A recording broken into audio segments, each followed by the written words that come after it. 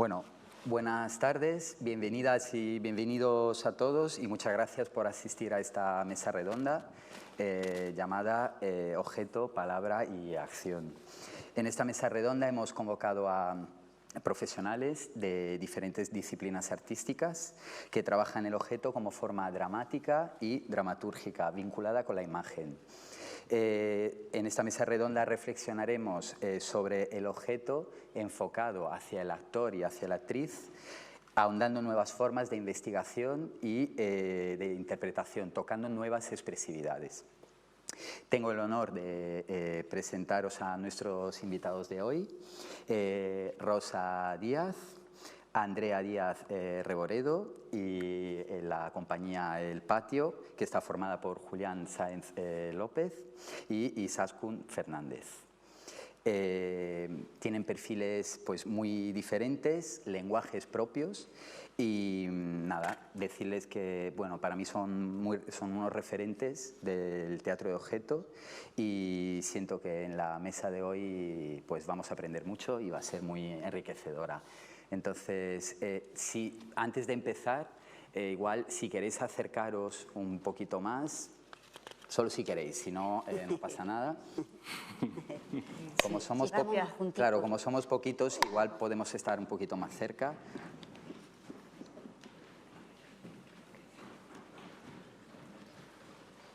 Qué bien.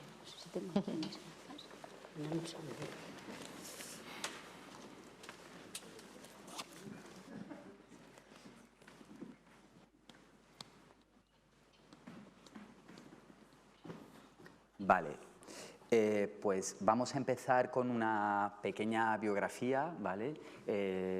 Os voy a pedir una pequeña presentación. Vamos a empezar por Rosa Díaz, fundadora de la compañía La Rose. Te dejo la palabra para que puedas explicar al público. Bueno, buenas tardes y lo primero, gracias por esta invitación y por esta maravilla de espacio y de lugar en el que estamos.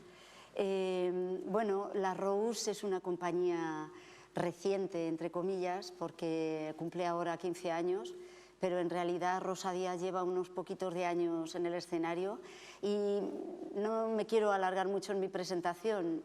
Soy manchega de nacimiento, nací en Albacete, ese lugar olvidado del mundo, y cuando me preguntan sobre mi relación con el teatro de objeto, siempre digo que tuve una escuela maravillosa y ya a veces me siento como una anciana, porque cuando hablo de mí, hablo de mi infancia y de mis recuerdos y de cómo arranqué en esta profesión, que creo que tiene mucho que ver con los 14 hermanos que teníamos, que éramos en casa y nuestra falta de juguetes.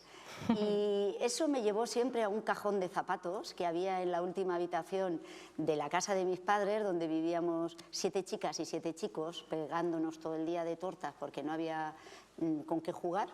Y descubrimos el maravilloso mundo de los zapatos viejos y los zapatos perdidos. Entonces yo creo que a raíz de ahí viene mi conexión con este mundo del trabajo de objeto y sobre todo de lo emocionante que es ponerle caras a esos objetos tirados o escondidos que te das cuenta de que al final bueno, pues forman parte de tu imaginario, ¿no? Muy bien, pues tenemos que decir que Rosa es directora, autora, actriz y es Premio Nacional también de las Artes Escénicas para la Infancia y la Juventud en 2011. Sí. Vale. Pues pasamos a Andrea. ¿Qué tal? Pues lo mismo, muchísimas gracias. Es un placer estar aquí y además también acompañada. Al final esto está siendo un encuentro de familia objetual. Y nada, yo soy Andrea Díaz, provengo de las Bellas Artes, por eso me hace mucha ilusión estar en estas jornadas, porque el mayor tiempo de mi carrera ha sido trabajando más como artista plástica que escénica y colaborando con artistas plásticos. Creo que eso es lo que me ha dado más libertad, porque ya en la carrera de Bellas Artes pues nos juntamos un grupo de artistas que éramos todos menos escénicos. Había una pintora, un fotógrafo, un escultor, hacíamos cosas muy raras, pero esa libertad de no saber qué hacíamos y desde la plástica pues me ha dado unas bases muy lúdicas y un lugar desde el cual, bueno, trabajar una mirada, ¿no? Luego, bueno, me acabé formando también en teatro porque lo descubrí y hice, bueno, todo un viaje, ¿no? En dirección, en dramaturgia, trabajé muchos años con Sánchez Sinisterra, entonces trabajé también mucho la palabra Y bueno, luego llegué al mundo del teatro objetual de la mano de Xavier Bovés. Cuando conocí su trabajo fue como volver al inicio de mi carrera, cuando en Bellas Artes empecé a hacer proyectos de escultura ensamblando objetos y contando historias con ellos sin saber qué hacía, ¿no? Y de repente el concepto teatro de objetos, que a veces pienso, ¿para qué sirve nombrar las cosas, ¿no? A veces nos preguntamos esto, pero en mi caso fue muy necesario porque fue nombrarlo y poder reconocer que en toda mi obra como directora el objeto había tenido muchísima importancia y al nombrarlo y ser consciente, de repente podía crecer, ¿no? el potencial de mi investigación y abrir esa puerta. Y entonces en ese camino estoy desde entonces, muy feliz. Y nada, ayer Marta Pazos, con lo que decías tú, Rosa, dijo una frase que me gustó mucho, que dijo que, creo que es de Castelao, que para ser originales hay que tener origen, ¿no? Y es verdad que, bueno, que creo que la gente que hacemos teatro de objetos tenemos este vínculo con la infancia, ¿no? Y yo reconozco aquí en mi familia presente que tuve la suerte de nacer en una casa en la que tuve un refugio de libertad y unas condiciones que me permitieron jugar y sentirme libre. Y de alguna manera yo creo que hago teatro, ahora lo pensaba ayer cuando hablaba Marta, ¿no? Porque cada vez que hago teatro es como volver a casa, ¿no? Es mi casa en este mundo, supongo, mi refugio. Y el teatro de objetos conecta con las personas adultas y jóvenes porque volvemos a jugar y volvemos a intentar depositar tiempo en los objetos y a través de ese tiempo depositado en los objetos entender el mundo como cuando éramos pequeños, ¿no? Y pequeñas. Intentar, bueno, cuestionarlo, entenderlo. Y esa es mi familia ahora y es un placer estar aquí para compartir un poquito de eso. Muy bien, y podemos decir que eres directora, escenógrafa y artista plástica, ¿no? Sí, en este oficio somos todos un poquito de Sí, todo. ¿no? Muy bien, multifacética. Muy bien, pues pasamos al patio, ¿vale? Julián y Izaskun. Hola. Hola, bueno, lo primero también, lo mismo, dar las gracias, es un placer estar aquí, también acompañado de gente a la que admiramos y con la que estamos compartiendo unos días en los que estamos aprendiendo muchísimo. Y nada, pues contar un poco que nosotros llegamos al teatro de objetos un poco de casualidad, porque en todo lo que nos habíamos estado formando nunca trabajamos ni títeres ni objetos, pero bueno, teníamos ganas de contar nuestras propias historias y empezamos en el salón de una casa en la que vivíamos. Y entonces, como tampoco teníamos muchos recursos y no podíamos disponer de escenografías grandes, pues todo lo fuimos llevando a cada vez más pequeño, ¿no? Y trabajábamos, pues tratábamos de llevar con las ideas con las que enseñábamos, de la escenografía con la que enseñábamos, llevarlo a un formato pequeñito. Y entonces ahí nació un poco también nuestro vínculo con el objeto, con el pequeño formato, con trabajar con el público muy cerquita. Y bueno, eso fue un poco nuestro arranque, ¿no? Sí, y ya, eso podría ser el resumen. Ya me quedo yo para la siguiente pregunta. Como somos dos, para Sí, no ocupar todo vamos. el tiempo, cada vez que responda uno, pero sí. Vale, pues muy bien. Yo voy a empezar con una pregunta, ¿vale? O sea, ¿consideráis que la palabra, el objeto y la acción avanzan juntas? ¿Por qué? Porque El objeto, la palabra y la acción. ¿qué relación hay entre estas tres palabras? ¿Queréis decir algo a alguien? Sí, bueno, ¿por qué? No sé si es por qué. Vale. No sé si la pregunta es por qué o cómo lo hacemos cada una, ¿no? O en qué momentos de nuestro trabajo lo hemos hecho, ¿no? Porque, por ejemplo, yo cuando nos invitasteis a esta charla, pues pensé como en qué obras eran más representativas de ese ensamble entre palabra, objeto y acción, ¿no? Y bueno, en mi caso, sí que las obras más importantes y últimas que he hecho sí que van de la mano, ¿no? En la conversación anterior con Pepín Tom, con Gabriela, ella ha dicho una palabra muy interesante de dramaturgia, que ha hablado de la dramaturgia como trama. Y en mi caso, no sé, en el vuestro, sí que he ido reconociendo que mi manera de trabajar tiene mucho que ver con la trama, porque la palabra, la acción, los objetos van encontrando su lugar y creando esta trama, ¿no? Esta dramaturgia. Yo uso mucho este concepto de dramaturgias convergentes porque trabajo paralelamente la dramaturgia del objeto con la dramaturgia de la luz, del sonido, del movimiento, pero también del silencio, de la quietud, de la oscuridad, los objetos, los sonidos, ¿no? Y todo va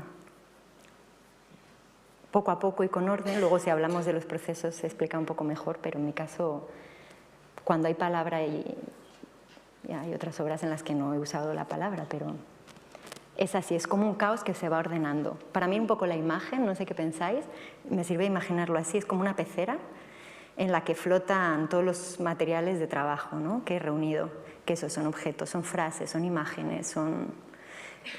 Y no sé muy bien por qué los he reunido, luego trabajo con ellos, pero con el tiempo depositado en ellos y en trabajar con ellos, es como que algunos van hundiéndose al fondo y los que se van quedando se van moviendo en el agua, que está en movimiento, hasta que poco a poco el agua se va parando y cuando para de moverse han quedado en una situación y esa es la dramaturgia, ¿no? Para mí esta imagen de dramaturgia a mí me sirve. O sea, yo, por ejemplo, a nivel personal, es verdad que me llama mucho la atención esta forma de trabajo del teatro de objeto, porque yo como escenógrafo, por ejemplo, el objeto lo dejo en segundo plano, o sea, viene después, ¿no? Yo cuando diseño, por ejemplo, diseño un espacio escénico también por una cuestión de logística. Y luego, durante los ensayos, nacen inquietudes y nacen como necesidades de elegir objetos, ¿no? Pero, por ejemplo, yo no tengo los conocimientos para saber cómo se usa un determinado objeto. Yo nunca pienso en cómo ese objeto se puede transformar y se puede convertir en otra cosa. Pienso en la acción con el objeto, pero pienso menos en la palabra, ¿no? En nuestro caso, por ejemplo, nosotros no tenemos ninguna metodología con la que trabajemos. O sea, hablamos, en otras piezas no hablamos. O sea, palabra, objeto, acción. Pues nuestra primera pieza era sin texto y era puro juego, ¿no? Pero todo empezó con una manera muy fortuita, porque estábamos haciendo un prototipo para un títere, lo que creíamos que iba a ser un títere para contar una historia, porque creíamos que era la mejor manera de contarla, con un títere protagonista. Entonces construí un prototipo de barro, porque con lo que me suelo trabajar, para construir algunos prototipos, y construí solo la cabeza. Entonces, de una manera muy fortuita, Julián llegó a casa, que es donde ensayábamos, en el salón de esa casa, no teníamos otro lugar, y cogió la cabeza y se puso a jugar con la mano. Y de pronto aquello estaba vivísimo y dijimos, lo tenemos, ¿no? De una manera muy fortuita. Y esa primera pieza, por ejemplo, no tiene texto. Luego nos pasó, creo que en la segunda pieza, que nos traicionamos un poco porque dijimos, bueno, yo creo que lo que esperan de nosotros el mundo es que no hablemos y hagamos cosas con objetos muy lúdicas y muy plásticas, y nos volvimos loquísimos y no lo disfrutamos nada. Y entonces en la tercera pieza de repente entró la palabra en juego. O sea, sí que es verdad que aunque no hablábamos ni en la primera ni en la segunda de nuestras piezas, sí que había una dramaturgia interna o un texto, ¿no? Un pulso interno. Nosotros, si nos dijeran cuál era la dramaturgia, pues habríamos ponerle palabras a todos esos movimientos, pero bueno, eran sin palabras, y de pronto en la tercera pieza apareció la palabra y como una chorrera. O sea, son como 45 minutos en los que no paro de hablar en la pieza, y de pronto apareció la palabra y el objeto acompañaba la palabra. En la primera pieza era el puro juego y el silencio, pero los objetos no tenían una significación por sí mismos, no atendíamos a la poética del objeto, simplemente lo usábamos como un elemento de juego sin que fuera excesivamente narrativo, ¿no? Estaba allí como una escenografía o como un decorado.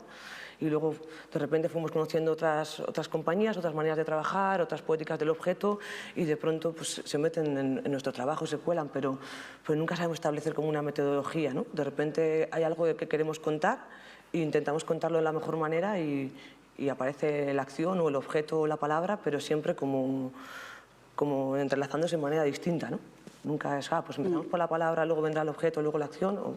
Siempre como jugamos con esas tres cosas, pero siempre se mezclan de una manera como muy distinta. O sea, podemos decir que la metodología va cambiando, o sea, sí, en cada creación o videocreación, porque vosotros también hacéis vídeos, os dejáis sorprender por lo que surja en un proceso de investigación. Por sí, nosotros, yo creo que sobre todo el método que tenemos es buscamos una historia que queremos contar, que nos apetece contar a nosotros, que nos conmueve y que eso es el motor. Y luego buscamos la mejor manera de contarla, ¿no? O sea, no tenemos un método de cómo afrontarla, sino, a ver, queremos contar esto, ¿cómo es la mejor forma de contarlo? Y entonces buscamos a raíz de improvisaciones y... Sí que es verdad que de un tiempo a esta parte, un tiempo corto a esta parte, es como que los objetos nos han salvado la vida de alguna manera, siempre han estado presentes ahí, pero de una manera más particular o personal, ¿no? Yo guardo muchísimas cosas, siempre he tenido un vínculo con los objetos especial, pero de repente digo nos han salvado la vida porque hemos encontrado demostrado que son unos grandes compañeros de juego y que tienen una potencia narrativa brutal, ¿no? Que de pronto lo que nosotros igual no sabemos contar con nuestro cuerpo, con nuestras palabras, lo puede contar un objeto por nosotros. Y eso ha sido un descubrimiento que es un poco el camino hacia el que avanzamos ahora, en estos momentos de nuestra vida como compañía, porque hemos descubierto que ellos hablan, ¿no? Entonces, eso ha sido un descubrimiento para nosotros también como compañía, ¿no? El decir, bueno, no voy a abusar de este objeto, sino que, a ver, que abuse un poco el objeto de mí también, ¿no? Que me cuenta o qué...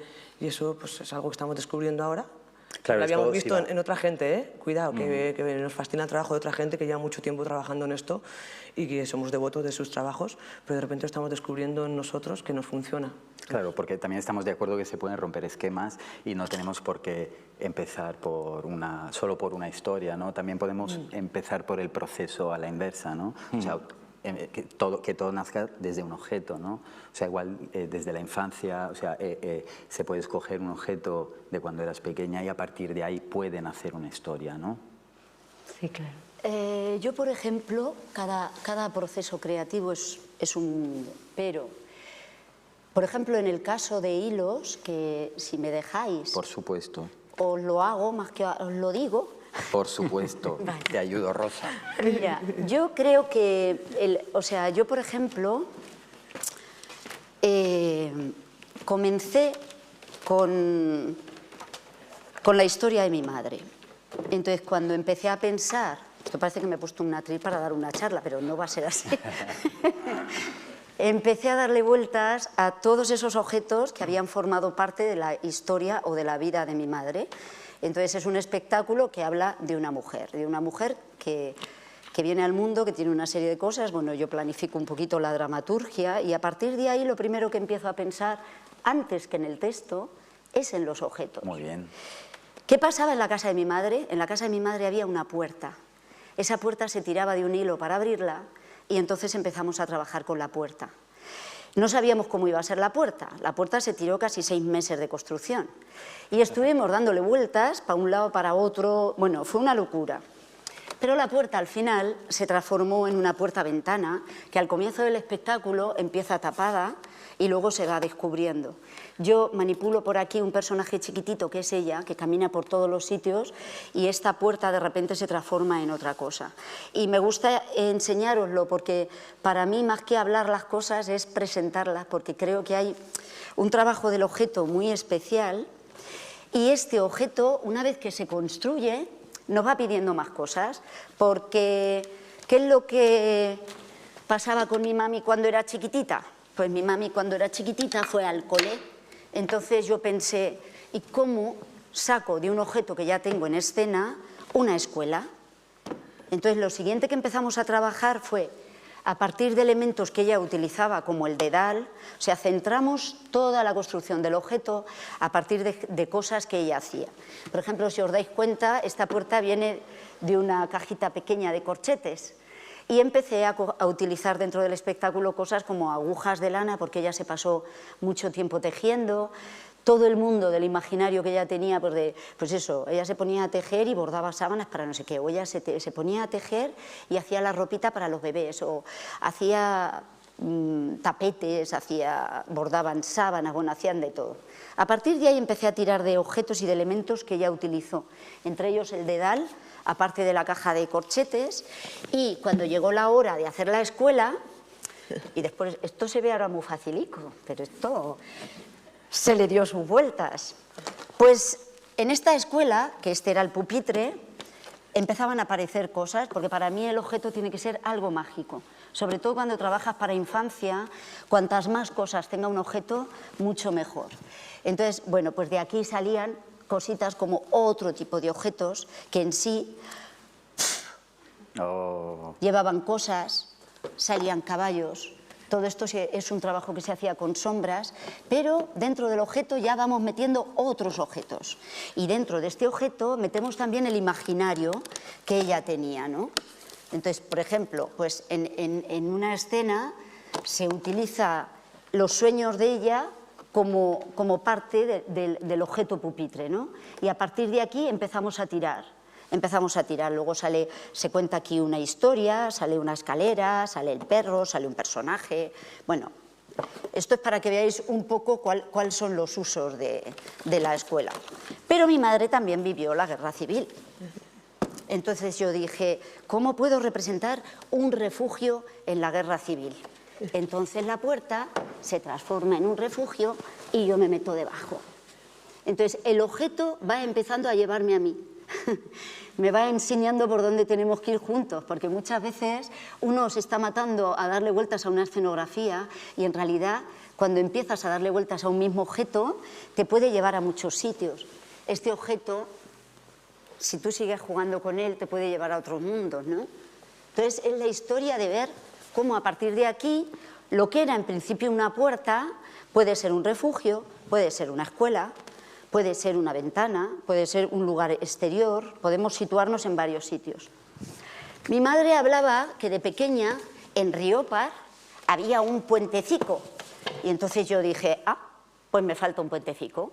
Entonces empezamos a trabajar con esta pieza que nos daba la posibilidad de hacer de puente y de subir encima de ella también para tomar otras alturas, porque muchas veces en los espectáculos uno dice, estamos todo el tiempo ahí abajo y como de repente dar una sensación de grandiosidad. Bueno, pues hicimos el puentecito, que el puentecito nos viene muy bien para jugar en un momento dado del espectáculo, que empezamos a jugar con él y que nos hace también una pieza. ¡Ay!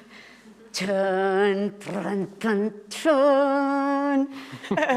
Chororón. Este objeto también le estuvimos dando 100.000 vueltas y diciendo cómo conseguimos que sea un puente, que sea luego una pieza de juego y que además nos dé más pistas.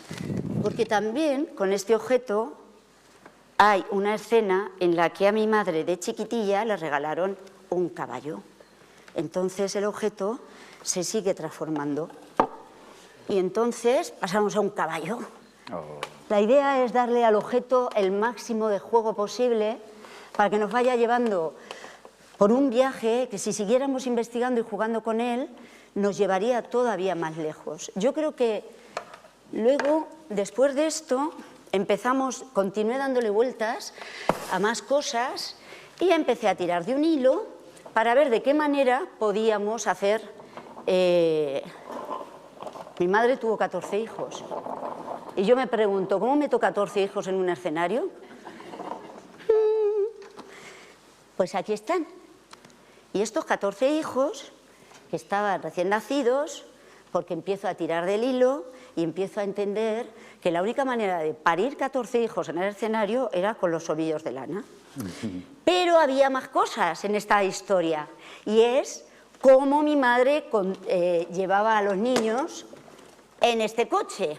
Bueno, pues como a mi madre le encantaba escuchar música, pues yo dije, vamos a poner el tocadiscos. Porque ella tenía un tocadiscos que escuchaba música a todas horas. Y este tocadiscos, que ahora mismo no lo hemos podido traer montado para que lo escucharais, pero este tocadiscos me sirvió para hacer el carrito de los niños. ¿Qué hago? Cojo esto,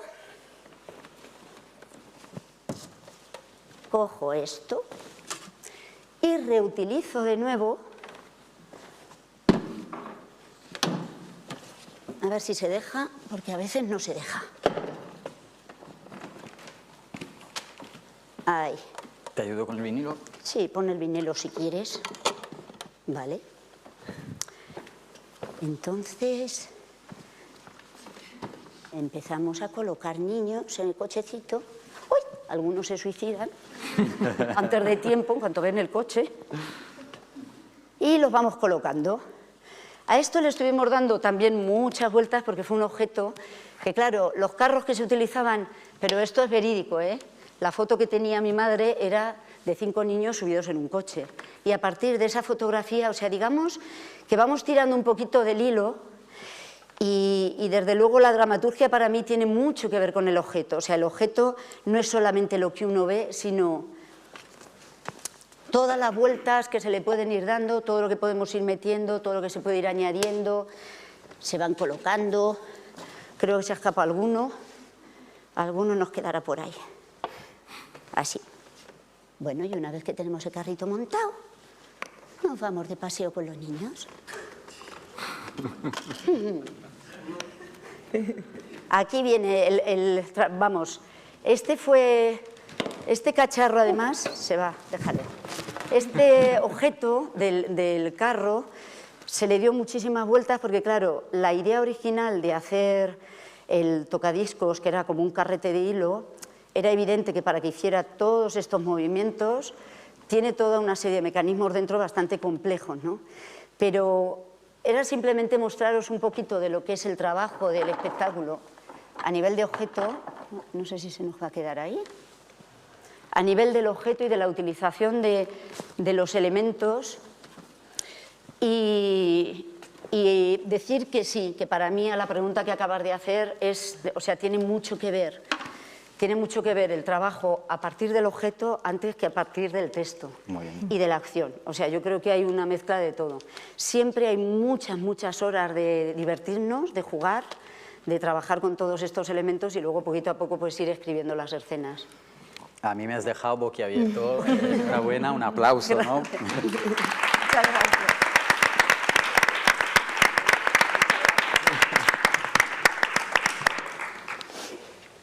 Yo tengo una duda que me gustaría consultar con vosotros, que es sobre la definición de objeto.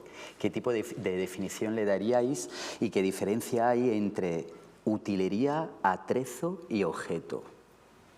O sea, yo como escenógrafo pienso más en un objeto en utilería. Pienso más en atrezo, pero creo que no tengo muy clara la diferencia entre estos tres elementos. Mira, a mí se me ocurre contar, veo más como la dicotomía entre escenografía o decoración, que es algo que pensaba mucho porque en una época intenté trabajar de escenógrafa y me frustré mucho, también porque en esa época trabajaban proyectos pues muy precarios y el dinero pues al último que iba era la escenografía, pero tuve una experiencia trabajando en Letonia y allí comprendí, ¿no?, lo que pasaba un poco en el contexto en el que yo estaba aquí en Madrid. Y era que, bueno, yo empezaba a trabajar con compañías y me pedían que les hicieran una escenografía, pero por poco me decían, decóranos el escenario, ¿no? Y de repente cuando fui a Letonia me pareció increíble porque en Letonia, y no sé, seguro que en más lugares, tienen tan reconocida la idea, la figura de una persona que hace escenografía, que no solo la llaman para el teatro, sino que la llaman para mítines, la llaman para eventos, la llaman para... porque reconocen que en el diseño de un espacio y en la concepción no solo estás generando una experiencia estética, sino que también puedes generar un comportamiento, ¿no? O sea, ¿qué quieres en un meeting? Que la gente solo escuche o que se interrelacione, pues, cómo colocamos el espacio, ¿no? Entonces, bueno, era como una figura muy valorada y muy usada en cualquier contexto, ¿no? Bueno, esto más a nivel escenografía. Y luego a nivel objeto, bueno, creo que tiene relación con esto, ¿no? Hasta qué punto tiene tanta importancia como para lo que decía Rosa, que realmente la obra nazca de ahí. Yo creo que aquí las personas sentadas no trabajamos normalmente desde un texto teatral, o si trabajamos desde el texto teatral no lo tenemos solo en cuenta desde el inicio, por sí solo, ¿no? O sea, yo, por ejemplo, en el campo de la escenografía es verdad que si tuviera que pensar en objetos como los que acaba de sacar Rosa, pues probablemente no sería capaz de darles un uso adecuado, ¿no? Y creo que tanto a nivel de dirección como de escenografía necesitamos un asesoramiento, necesitamos alguien que sepa cómo darle movimiento a todo eso y que sepa transformar completamente ese objeto. Lo que hiciste con el caballo, por ejemplo, tan rápido, tan poético, tan mágico, creo que se podría tener la idea, pero luego a la hora de ejecutarlo, pues no, yo, por ejemplo, no sería capaz. También es un tema de costumbre de producción, o sea, las grandes compañías que realmente ves que en su trabajo hay dramaturgia en cada cosa que ves, ¿no? En la luz, en los objetos, en la palabra, desde el día 1 ya están trabajando con los objetos, con la escenografía. Y según en qué lugar se trabaja, eso es posible o no. Porque a mí me ha pasado grandes producciones en las que he trabajado que al final me dejaron de interesar y me fui por eso al teatro íntimo y casi de hacérmelo yo todo, porque decía, es que si la escenografía llega el día antes, no sé. No se puede trabajar. Yo creo que por lo que preguntas del objeto, para mí el objeto es como el lugar al que yo no puedo llegar como actriz. O sea, para mí es como una prolongación, si yo lo miro, o sea, lo defino a nivel visual, es todo eso a lo que yo no llego, tiene que estar él, o sea, el objeto. Pero para mí no hay una diferencia entre objeto, escenografía, objeto... Utilería. No, el objeto es que yo parto siempre de la base de que el objeto tiene alma, igual que tiene alma el espacio, un espacio vacío, igual que tiene... O sea, yo creo que, como decía ella, es un entramado de cosas que se van fusionando y que sin ellas no concibo, digamos, el espectáculo acabado o un espectáculo. Las dramaturgias para mí se van haciendo a la vez, o sea, para mí se va construyendo a partir también de lo que me va dando el objeto.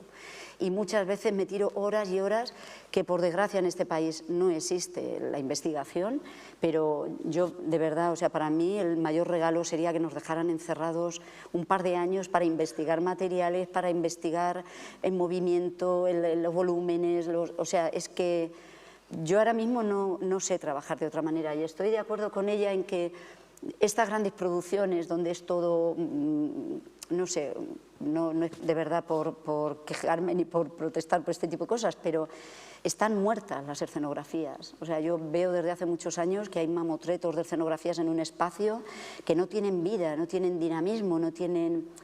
También, o sea, sí.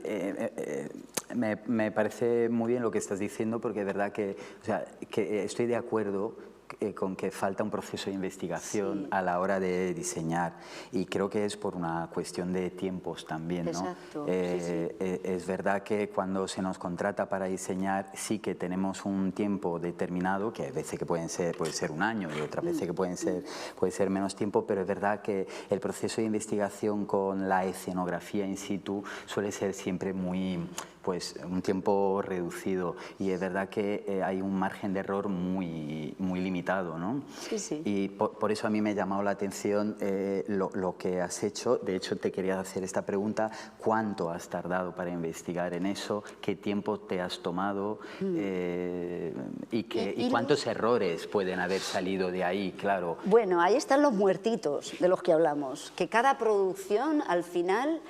O sea, los sitios, es evidente que las salas de ensayo, los sitios donde creamos, los talleres, se van quedando también de pequeños muertitos que tú pones a prueba y al final dices, no está funcionando como yo quisiera, la materia, o sea, todo está vivo. Entonces, no es lo mismo coger un objeto que ya trae su vida propia en un objeto antiguo que partir de elementos, como es este caso, que así como en otros espectáculos he trabajado con objetos que ya traen su historia de los mercados de segunda mano, en este caso todo se ha hecho nuevo.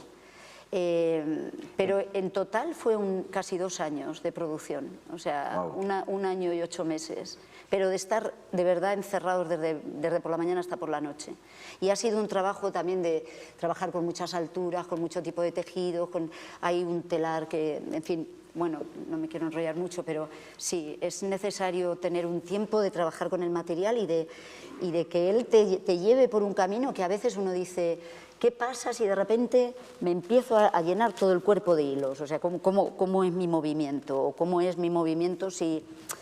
No cómo sé, responde el cuerpo y cómo exacto. responde el objeto Sí. también. Y esto ha empezado desde la forma o ha empezado desde el color, ha empezado, o sea, porque has dicho que esto se ha fabricado desde cero, ¿no? Sí. Entonces, empieza todo desde un boceto, buscando formas y buscando acciones. Bueno, yo lo primero que hice fue escucharme todos los audios que había de grabaciones de mi madre, donde ella hablaba de cosas del pueblo o de objetos suyos o de recuerdos que tenía. Y a partir de ahí se empiezan a sacar los objetos, el objeto puerta, el objeto... La pieza C, por ejemplo, es un puentecico que empieza por puentecico y yo dije, quiero tener un sitio al que ir saltando de lugar en lugar y es una pieza normal y corriente. Pero ya una vez que la tienes, es que empiezas a jugar con ella y puedes, o sea, y te lleva, la pieza te lleva. Se hacen bocetos y sobre esos bocetos empieza. Pero es verdad que hay una cosa que está pasando y es que no todos los creadores tienen las herramientas para llegar a los resultados, o sea... Desde la hoja. Claro, vamos de la mano con los escenógrafos, vamos de la mano con creadores plásticos. Yo trabajo con muchísima gente de Bellas Artes que me han abierto también un campo de investigación que yo antes no tenía, ¿no? Y es muy importante, pues eso, tener equipos de gente que vienen de las Bellas Artes que de repente dices, bueno, no sé quién hablaba el otro día de que en los campos de concentración la gente sobrevivió porque había una mujer que con la miga de pan hacía pequeños títeres diminutos y contaba historias a través de la miga de pan, ¿no? Increíble. Entonces, bueno, son cosas que a veces hay gente que las tiene ya... Hombre, hay una vocación. Exacto. Y hay otras, bueno, pues que vas... Yo creo que somos ladrones por naturaleza y es muy bueno. O sea, a mí me encanta todo lo cinematográfico, me encanta la música, la escultura, la pintura y entonces estoy continuamente chupando de pues, grandes artistas que me están dando también y sobre todo de los libros de ilustración para infancia. Claro, que es bestial, o sea, ahí hay una cantidad de materia que te hacen rápidamente, bueno, no es que yo me pueda poner flores, yo creo que es un equipo de gente la que está alrededor mía, que gracias al aguante que han tenido conmigo han salido estas cosas, porque... Sí, claro, porque luego hay un proceso de fabricación y después de ese proceso de fabricación, al poder ensayar ahí te das cuenta de todo lo que se puede añadir y de cómo se puede... cambiar el objeto, cómo se puede customizar, cómo se puede atrezar, porque me imagino que luego hay muchas ideas que van surgiendo después, ¿no? Como si fuera un lienzo en blanco, ¿no? Sí, yo creo que esa es la parte más difícil para todas las compañías, ¿no? Vamos, cualquiera de ellos puede hablar de... Sí, no quiero acaparar. No. Y creo que...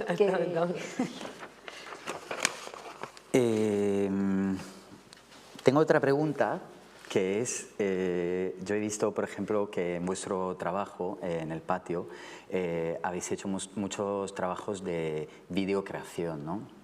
Eso me ha llamado mucho la atención, porque lo que he percibido es que el objeto, la palabra y acción, a través de un vídeo, por lo menos a mí, me ha llegado antes, ¿no? O sea, al ver ese vídeo y al escuchar también las bandas sonoras que habéis utilizado, pues las emociones han llegado antes, ¿no? También hay como un zoom, hay como unos primeros planos hacia los objetos que toman mucho más protagonismo que el actor, ¿no?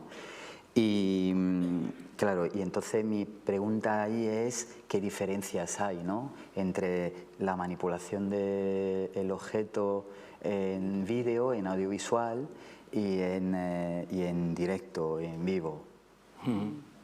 Bueno, primero, ahora os explica Juli de qué diferencias hay, lo que sea, pero es decir que llegamos a esto de la videocreación de una manera muy fortuita. No tenemos ni idea de vídeo ni de grabación, somos unos auténticos intrusos y se llegó de una manera muy fortuita porque se nos hizo un encargo en el tiempo de la pandemia, ¿no?, que para que pudiéramos filmar algo con objetos de nuestra cocina y con un texto de Lorca. Se nos lanzó aquí la propuesta desde CDN y nosotros al principio dijimos un poco que no, asustados sobre todo porque es un medio que no controlamos. Entonces, antes de nada, eso, que igual nos queda como grande la palabra videocreadores porque graba un colega, el Eguren, que es muy buen cámara, pero le hacemos la puñeta, porque ahora os va a explicar Juli un poco cómo grabamos esos vídeos, ¿no? Porque no usamos el vídeo como herramienta, pero no nos aprovechamos de las facilidades que te puede dar el vídeo, porque puedes cortar y volver a grabar. Pero nosotros que somos un poco animalicos, pues hacemos todo plano secuencia. Explica un poco cómo... como curramos. Sí, es eso, ¿no? Nosotros, como no tenemos mucha idea, pues al final tratamos de llevar a lo audiovisual por lo que conocemos. ¿Y qué es lo más parecido a lo que conocemos? Pues un plano secuencia, porque es todo seguido como si fuese en vivo, como si fuese algo teatral, ¿no? Entonces tratamos de llevarlo así, porque es, bueno, venga, empieza la función. Hemos ensayado un poco con el cámara para que sepa lo que tiene que hacer, te mueves por aquí, lo vamos haciendo todo la gincana y luego pues lo hacemos de un tirón y entonces es un poco como si fuese una obra de teatro, ¿no? Es lo más parecido al vivo, ¿no? Y nada, pues empezó así como contabilizas, como por la pandemia y luego pues le hemos ido encontrando el gustillo y hemos ido haciendo alguna cosa más. De vez en cuando pues eso, pues le llamamos a este amigo, Eguren, que es el cámara, y le llamamos simplemente por el hecho de placer de decir, oye, hacemos otra cosa, o sea, por jugar, ¿no? Por divertirnos, porque hemos encontrado también pues un poco un lugar muy gustoso también desde el que jugar. Al principio nos daba como vértigo, pero ahora es como pura maravilla jugar a eso. Y es muy divertido que que este amigo nos dice, bueno, igual, si veis los vídeos tienen un pequeño tembleque también, porque hay pues travelings caseros en plan Juli Sata con su cinturón a la cintura de Guren, o le hacemos muchas puñetas, porque tienen que pasar por espacios muy estrechos y de por qué no cortamos, luego editamos. No, queremos de un tirón, porque es como un juego secuencia que a nosotros nos divierte mucho y que se parece un poco en lo que mejor nos manejamos nosotros, ¿no? Nos parecería que de otra manera, pues yo qué sé, pues que igual no nos manejamos en ese lenguaje cinematográfico más de montaje, edición. Esto lo puedo editar y claro, no nos hacemos la idea de cómo puede quedar editado, que puede quedar muchísimo mejor, pero nosotros queremos verlo en el momento, ¿no? Porque el teatro tiene algo de inmediatez también cuando estás jugando, que es lo que pasa en el momento, ¿no? Esa secuencia no se puede repetir ya nunca jamás. Va a quedar registrada, a diferencia del teatro. Normalmente el teatro no tiene registro, ahora sí que se graban más cosas, pero anda que no hemos quemado fotos y la hemos preparado muchísimo porque trabajamos con harina, ¿no? Con elemento, con vino y claro, corta y hay que volver a repetir, colocar todo y es que eso nos gusta muchísimo. Podríamos estar 18 horas recolocando los objetos y volviendo a grabar. Es que nos gusta más que el resultado audiovisual. Y bueno, también cómo abordamos los vídeos es muy bonito porque nosotros estudiamos teatro juntos y yo sí que tengo que decir que me salvó un poco la vida. No sé si el teatro de objetos o los títeres. Yo creo que los títeres me salvaron mucho la vida porque de pronto descubrí que... O sea, yo estudiaba teatro para salvarme también. Yo no pude estudiar Bellas Artes, en mi casa no me dejaron. Y entonces descubrí el teatro y me salvó. Y de pronto con esto del teatro de títeres de objetos, de pronto encontré mi lugar porque la gente miraba al objeto y no me miraba a mí. O sea, yo sentía que el objeto estaba vivo a través de mí, de alguna manera, pero me sentía un refugio brutal. Porque podía mover un títere y de pronto veías que todo el mundo estaba mirando al títere y que yo desaparecía. Y eso a mí digo que me salvó la vida porque me colocó en un lugar del teatro que para mí era mucho más cómodo e infinitamente menos sufrido, porque llegó un momento que sufrí, ¿no? Con la actuación así como actriz. Entonces a mí... Y había un ejercicio en la escuela que hacíamos, que yo creo que me marcó mucho, que es que cuando abordábamos textos igual más clásicos, pues teníamos que hacer había un ejercicio que se llama el Imagina. Entonces leíamos un texto, pues un trozo de Shakespeare, o, ¿sabes? Como textos muy potentes, y cerrábamos los ojos y teníamos que imaginar. Y a mí me encantaba porque mi imaginación nunca me llevaba a la literalidad, ¿no? Igual alguien estaba leyendo y alguien caminaba a lomos de un caballo blanco y yo de repente abría los ojos y lo tenía clarísimo. Decía, velo rosa, espina de pescado y 3 botones rojos. Y entonces, claro, los compañeros con los que hacía el ejercicio me decían, bueno, ¿perdón? Y así sí, ¿no? O de repente decía frío, ¿no? Con una palabra, ¿no? De pronto, pues frío, un cubo de hielo, ¿no? Estaba en una batalla de espadas y yo decía, un cubo de hielo. Y ese ejercicio también me salvó mucho la vida, porque dije, creo que tenemos que trabajar en favor de eso. A mí me daba mucha calma espiritual trabajar en favor de eso. Decir, sí, que es una sábana blanca y 3 botones rojos. Entonces yo con eso jugaba hasta dar una traducción poética con los objetos de lo que a mí me había transmitido ese texto clásico, ¿no? De pronto, y aquello que podía parecer una locura bella, pues de repente lo hemos vuelto a recuperar en estos vídeos, ¿no? Trabajamos con textos en los vídeos ya muy potentes, ¿no? Entonces es como que ya tenemos casi todo hecho, ¿no? Son textos, hay uno de Stig Dagerman que es una barbaridad de texto, y entonces ya, pues eso ya nosotros no son textos que nos ponen mucho, pero hacemos en el patio, somos muy amigos de cuando nos bloqueamos a hacer ese ejercicio. Entonces le llamo las palabras literales de Dagerman y cerrábamos los ojos y ¡pum! ¿Qué ves? Y era fantástico, ¿no? Porque somos una dupla que si alguien está diciendo un tornillo se clava en la madera, no decíamos tornillo madera, ¿sabes? Ahí sí que podemos decir caballo o leopardo. ¿Y esos textos llegan después? No, las videocreaciones es el texto porque nos mandan a hacer una videocreación para el texto. Entonces, claro, son textos... El de Lagerman en concreto nos dio vértigo entre enfrentarnos a él porque era un texto que nosotros adorábamos, es un texto muy potente, es una carta de suicidio y una oda a la libertad del acabar con tu vida, ¿no? Y entonces las palabras eran... Entonces leemos el texto y hacemos este ejercicio que hacíamos cuando éramos pequeños, ¿no? Cerramos los ojos y leemos, ¿no? La gente, no me acuerdo cómo dice el primer texto, ¿no? El equilibrio, no me acuerdo, ahora no me acuerdo del texto, porque estoy un poco nerviosa, pero cerrábamos los ojos y nos venían imágenes, y entonces igual no dábamos exactamente con las imágenes, pero nos parecía que era una pista para empezar por ahí, ¿no? En este, por ejemplo, que nos venía mucho algo industrial, máquinas, frío, hierro, nos venían elementos de ese tipo. Entonces fuimos a una fábrica abandonada de telas que había en un pueblo de La Rioja y filmamos ahí el vídeo, porque había mucha maquinaria, que luego tiene todo sentido, ¿no? El tiempo, reloj, manijas, te puedes encontrar un sentido más racional, pero no nos interesa demasiado el raciocinio. Y yo, bueno, pues no sé, os he contado esto porque tengo la sensación de que cuando era muy pequeña este ejercicio me salvó la vida, ¿no? De decir, bueno, la falta de literalidad también te abre otras puertas y de repente podemos llevar a nuestro trabajo personal. Cuando y las videocreaciones... la vida, ¿te refieres a que te ha dado más herramientas pues, a nivel...? Eso, me dio herramientas y sobre todo decir, bueno, hacia aquí quiero dirigir lo que yo quiero contar. No, yo siempre digo que el teatro me salvó la vida porque estar en el local encerrada haciendo estos ejercicios a mí me... Pues, si no, no sé qué coño estaría haciendo, no sé hacer otras cosas, quiero decir, pero me dio herramientas, ¿no? O sea, de repente dije, bueno, no me tengo que aprender un texto e interpretarlo como actriz, hay otros tipos de teatro. También tengo que decir, cuando éramos muy jóvenes vimos la casa del abuelo, de Rosa, eso también fue un punto porque vimos que se podía trabajar con más cercanía, más proximidad. Las tribulaciones de Virginia estuvo presente en nuestra vida un montón de años como algo que creíamos que no existía. Todo el mundo decía, este espectáculo lo tenéis que ver, os va a volar la cabeza. Y nunca podíamos verlo y ya nos habíamos imaginado el espectáculo. Luego lo vimos y estaba por encima de nuestras expectativas, ¿eh? Pero bueno, antes de nosotros ha habido mucha gente que nos ha ayudado, como este profesor de teatro, ¿no? A creer que se puede abordar el teatro desde otro lugar y que puedes contar lo que te dé la gana sin juzgar que tus ideas son... ¿no? A mí me gustó mucho que ayer Xavi también dijo, ¿no? Dijo que él trabajaba con los objetos y que a veces ese trabajo con ellos hacía que, pues bueno, que dejar un poco la cabeza, ¿no? Dejar ese juego con los objetos te permitía pues no estar tan cerebral, ¿no? Y sí que es para mí al menos es como un juego, ¿no? Y sí que me libera mucho el trabajar con objetos, simplemente decir, vamos a ver qué pasa, a ver qué descubrimos.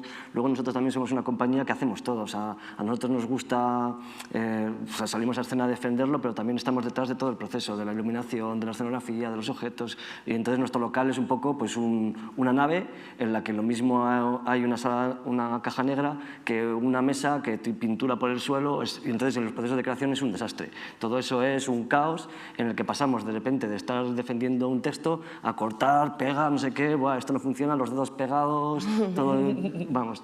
Bueno, los momentos de creación creo que todos nos sí, convertimos ¿no? en Francis Bacon, en el taller de Francis Bacon. Sí. Yo quiero aprovecharlo para hacer una pregunta. Antes, Izaskun, has dicho que has logrado en algunos momentos que no se te viera como actriz, ¿no? Al manipular un objeto. Es verdad que hay unas técnicas de marionetas que el objetivo principal es que no se le vea al actor y que se vea directamente el títere. ¿Has conseguido encontrar técnicas para eso? O sea, me imagino que luego dependerá de la obra, dependerá del objeto, dependerá de lo que queramos contar, pero ¿buscáis que desaparezca el actor y que tome más protagonismo el objeto? Pues cualquiera que te oiga, si ha visto la pieza de Conservando Memoria de la compañía, dirá, pues ¿qué está diciendo esta muchacha?, ¿no? Porque es una pieza en la que estoy súper expuesta, que hablo de mi familia y es verdad que hemos llegado a hacer esta, por ejemplo, en concreto, yo estoy más expuesta que nunca. Hablo de mi vida y soy yo puesta en juego, yo ahí no me escondo detrás de nada. Entonces he tenido que hacer el viaje para de repente atreverme a hacer una pieza en la que es todo lo contrario a esto que estoy defendiendo, de que encontré mi lugar cómodo. Me puse en un lugar incómodo porque me expuse ahí y no... Entonces, lo mismo, no tengo una metodología, pero sí que... No sé si es técnica, pero sí que, por ejemplo, trabajamos nosotros mucho con la luz, que la luz es increíble, ¿no? en el teatro. Es como, ¡pa!, enciendes un foco allá y ya no solo que desapareces literalmente, que te quedas ahí en oscuro, sino que ¡fum!, puedes concentrar la atención en un punto. Para nosotros es muy importante la luz.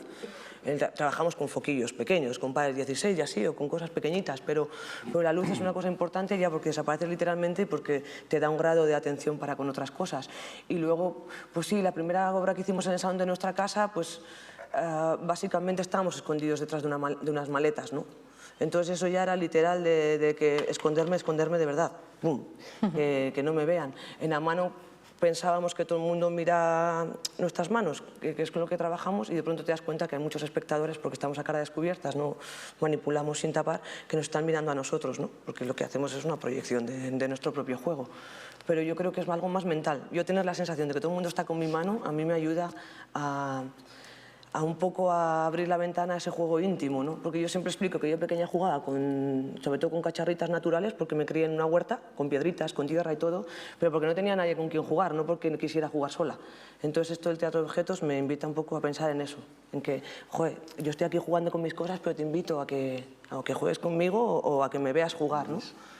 Entonces, ahí... Sí, porque me imagino que luego habrá montajes donde actriz y objeto pues se convertirá todo en lo mismo, o sea que no queremos sacarle más partido al objeto, sino que no nos importa que se vea tanto la actriz como el objeto. Eso, nosotros muchas veces no pensamos, y bueno, técnicas, pues sí, pues al final vas intentando, yo soy muy torpe en mi vida diaria, entonces ensayo más horas para mover algunos objetos, ¿no?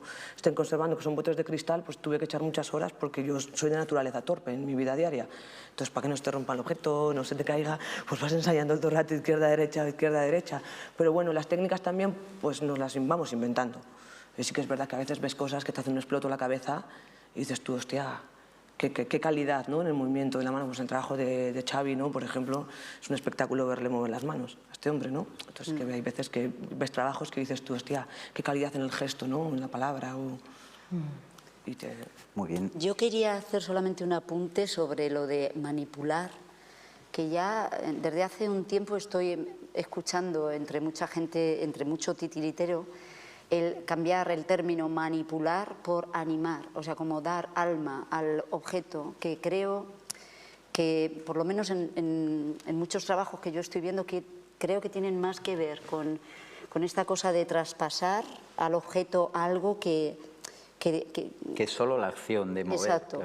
Y luego hay una cosa importante que yo creo que cuando hablamos de técnicas de yo estoy manipulando un objeto pero no quiero que se me vea a mí, y es que para mí cuando yo estoy trabajando y por ejemplo estoy mirando al objeto, es evidente que si yo hago esto voy a captar la atención del público, pero si yo estoy aquí y yo estoy con este trabajo, estoy metiendo toda mi energía sobre el objeto.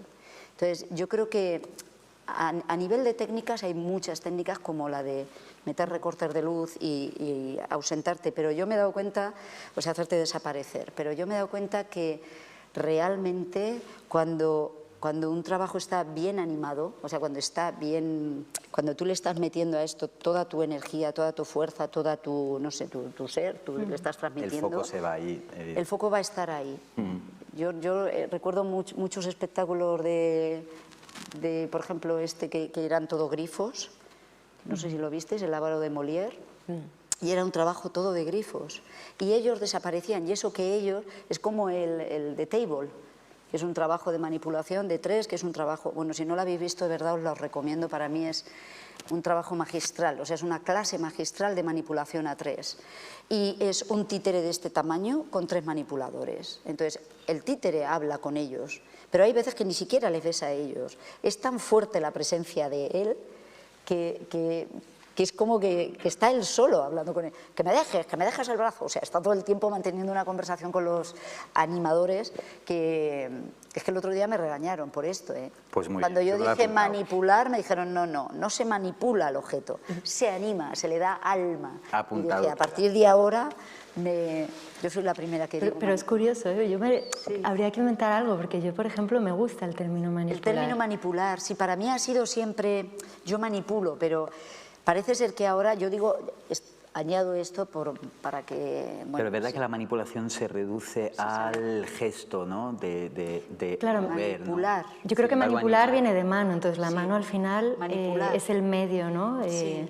Yo entiendo que tiene una concepción negativa a nivel político, a lo mejor no manipulas, parece que estás yendo en contra de la voluntad de algo. Es posible. Pero, por ejemplo, en el teatro que yo hago, quizás lo más político sería dejar también esos espacios o manipular a favor de que ese objeto se exprese, Sí. incluso que en esa manipulación haya esos espacios de dejar al objeto por sí solo, ¿no? que hable. Me parece más político que...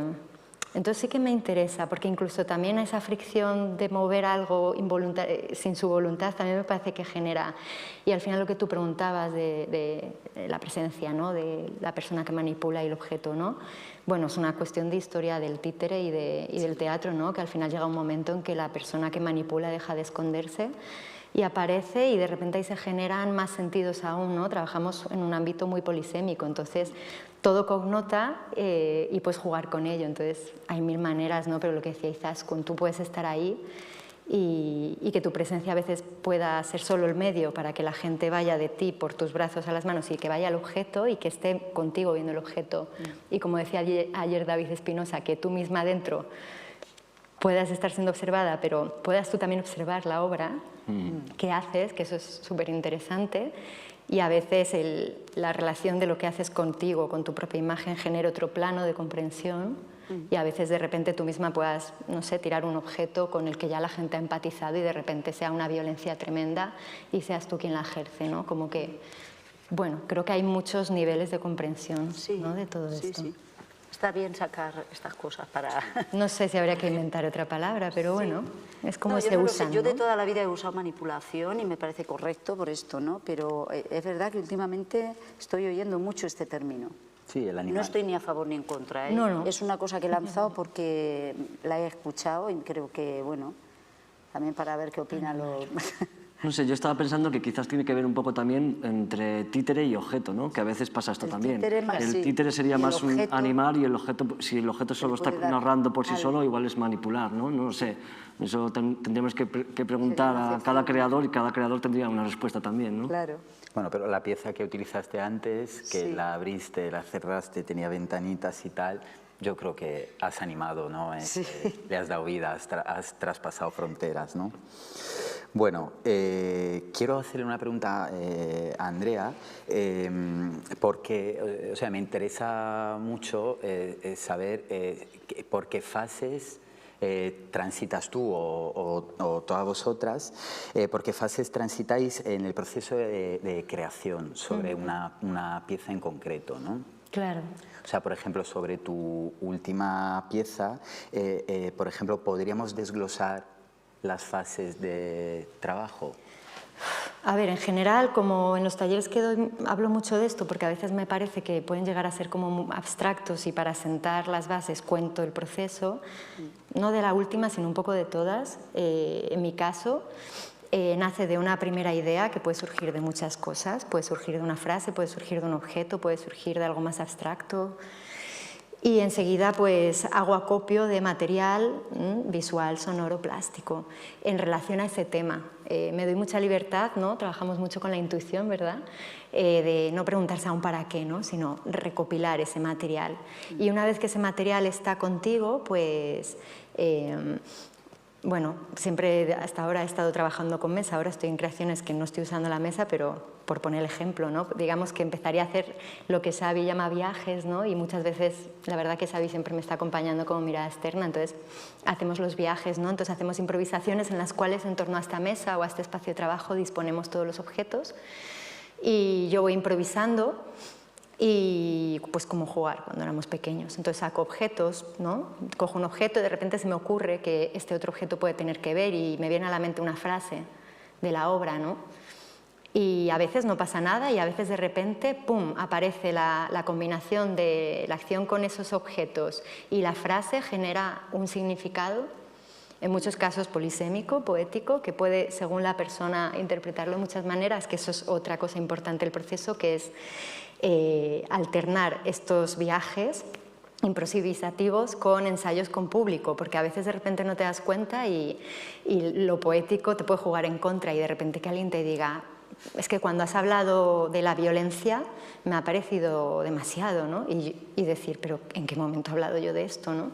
Y entonces decir, bueno, pues igual esta acción, esta imagen no interesa porque genera significados que no van por el camino que estamos queriendo seguir y nos vamos quedando, o al revés, a veces la gente te dice, es que este momento en que has hecho esto con esto y todo el mundo coincide, ¿no? en lo que han sentido y tú no te habías dado cuenta de lo que estabas diciendo y es un hallazgo increíble, ¿no? Entonces, digamos que esas son un poco para mí las fases. Y luego a nivel mental, porque emocionalmente y mentalmente pues es a veces terrible y divertido, pero al principio te enamoras de la idea, luego ya cuando estás trabajando con ella de repente dices, pero por Dios, ¿qué he hecho? Esto no va a ningún lado, es un caos, y luego va otra vez cogiendo orden, ¿no? Y hay siempre que agarrarse a la intuición primera, en mi caso, ¿no? De confiar en que eso está ahí por algo y a base de tiempo que vayan hablando los objetos, que vayan revelando por qué están ahí y por qué te van a ayudar a contar la historia, ¿no? No sé si queda claro. Sí, es un poco... yo te diría que sí, pero entonces tú, por ejemplo, tienes una intuición, desarrollas esa intuición y luego, por ejemplo, antes hablaste de que coges unos objetos. O sea, ¿con qué criterio escoges unos objetos? ¿Primero los fabricas y los incorporas a la obra o antes de fabricarlos, por ejemplo, hay objetos sustitutivos, ¿no? De ensayo, antes de meterte en un proceso de... Es que depende mucho del origen de cada obra, ¿no? A ver, yo he traído aquí unas cosas, como Alessio nos propuso algo muy improvisado, una conversación, al principio vamos a proyectar fotos, al final no, y digo, me traigo esto por si acaso. Nos ha parecido más ameno. Claro. Entonces, a ver, por poner un poco un ejemplo, no va a ser una representación tan compleja como la que ha hecho Rosa maravillosa, pero, por ejemplo, he traído dos objetos, la obra de Mar, que digamos que es la más objetual, porque la que he hecho después de Mar es una obra que nació de los objetos, pero luego me fue pidiendo vacíos y casi no hay objetos. Entonces, que eso también se podría hablar de lo interesante que puede ser trabajar con el vacío, la ausencia del objeto, pero lo que deja de huella en el cuerpo, ¿no? Por hablar de un origen, ¿vale? Yo cuando hice la obra de Mar hubo varios objetos que detonaron el origen de la obra. Uno fue la casa en sí y todos los objetos que había en la casa.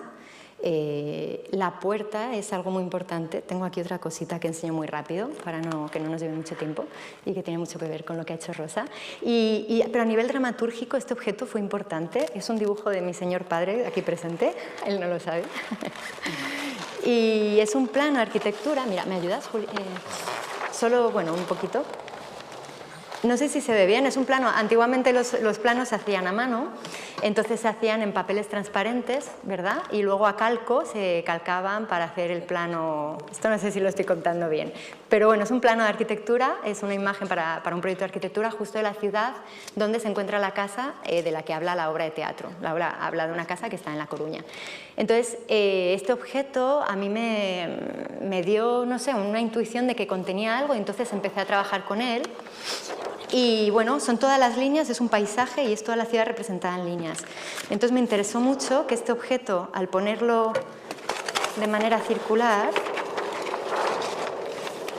esto fue porque me pidieron una instalación, ¿vale?, para la fachada del nuevo Teatro Fronterizo cuando trabajaba ahí. Y entonces hice esta instalación y en medio tenía una luz y tú podías ver, se ve mejor así. No lo veréis súper bien, pero os lo cuento y os lo imagináis. Podéis ver las capas de la ciudad replegada en sí misma y cómo esas capas, esas líneas que son las calles, las farolas, las casas, se generaban una trama. ¿Os acordáis antes cuando hablaba de la dramaturgia como trama? Y entonces yo dije, vale, esta obra nace de esto y tiene que ser una dramaturgia que sea una trama de historias, igual que, ¿no? Cómo cuentas la historia de una ciudad, de una casa, de una familia de 100 años de historia. Tiene que ser algo que se repliegue sobre sí mismo y el orden vaya tejiéndose, pero en desorden, hasta tejer esta trama dramatúrgica. Y entonces al ver esta imagen yo saqué como estas conclusiones de la dramaturgia en la que iba a trabajar. Y bueno, al mismo tiempo, esto sí que no se va a ver un carajo, pero lo intentamos. Yo subí a la buhardilla de la casa y en la buhardilla están todos los objetos de la casa metidos en cajas que ya nadie usaba o que habían quedado allí después de que murieran los abuelos. Y como no había nada en el espacio y yo quería trabajar ahí, pues cogí lo que había, una puerta, unas borriquetas y me hice una mesa y ahí empecé a trabajar. Entonces la puerta se convirtió en el primer objeto primordial de la obra y lo que luego generó toda la dramaturgia de capas, ¿no? Aquí están las capas, luego cómo llevar esa idea de capas al espacio, ¿no? Entonces he traído una maqueta, pero es que como íbamos a usar la pantalla de proyección, es muy pequeña, ¿se ve? Esto es un trozo de cartón, muy sencillo.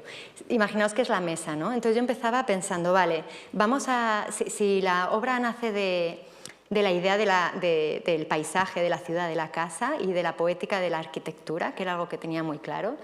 ¿Qué sería lo más primordial? Tenemos el espacio, ¿cuál es el símbolo más primordial? Pues la obra empieza con el dibujo de un punto que se convierte en una línea, ¿no?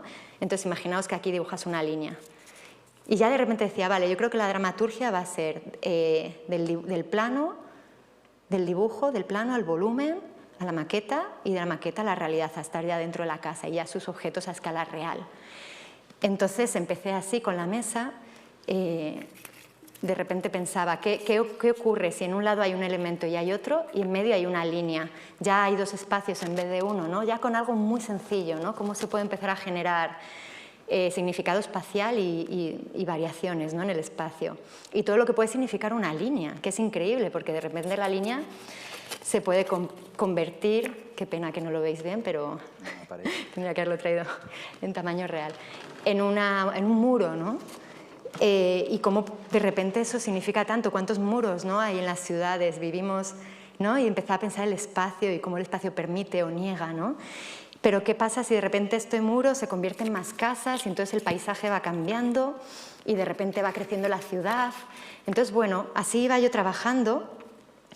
Y fue a través de este elemento, ¿no? De la mesa, que al final vuelve a quedar la mesa. Esta mesa, como es una puerta, tiene la posibilidad de abrirse, porque son estas puertas antiguas que tienen la contraventana, ¿no? Que aquí lo usamos para hacer una instalación lumínica. Y luego yo quería hacer una cosa que ya me volví loca, pero ya no pude abarcar más porque era demasiado, que era que esa mesa en torno a la cual estaba el público sentado, porque en esta obra la gente se sienta alrededor, al final de todo se volvía vertical y entonces la gente quedaba dentro, bueno, tendría que moverse y verticalizarse, y entonces la gente podría salir de la obra saliendo por la puerta que había contenido toda la obra encima, ¿no? Eso era ya el final apoteósico, que no lo hice, porque no hizo falta. O sea, todo esto se quedó en una maqueta. No, esto es real, o sea, luego está la mesa real y todo esto ocurre en la mesa, lo que pasa es que no la he traído. Hombre, claro. Había traído fotos, pero... Y bueno, eso por hablar, y ya está, o sea, luego cada obra comienza desde un lugar, porque... Bueno, sí, es que podría hablar de otras obras, pero esto es un buen ejemplo, era la pregunta, ¿no? Sí, yo creo que has contestado muy bien. Y es más, un aplauso porque me parece fantástico.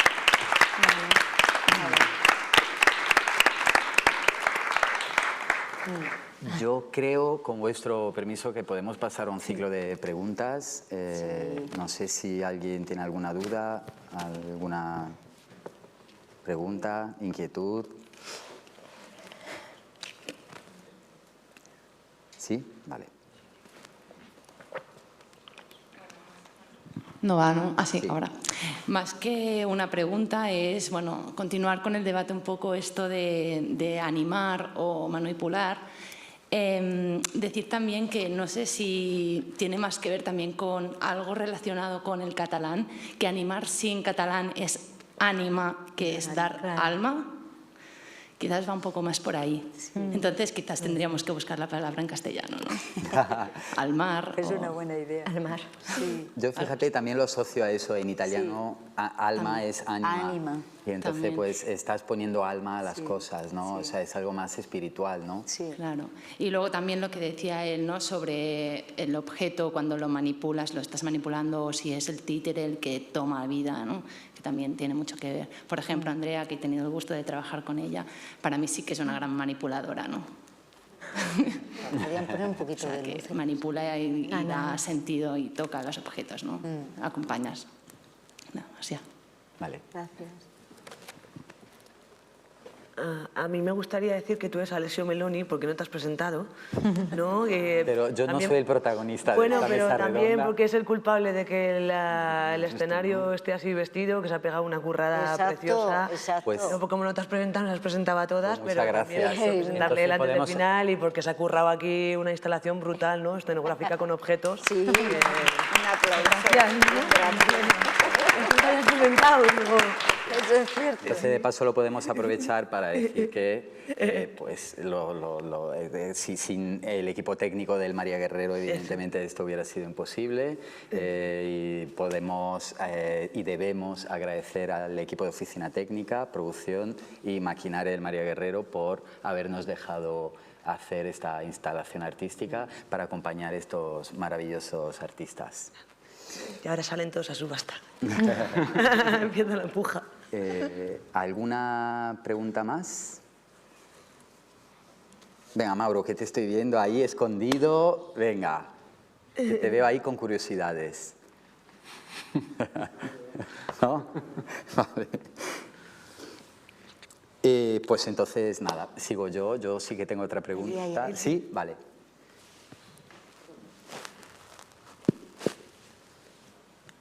Pues vamos a aprovechar la oportunidad, me has animado, Alessio.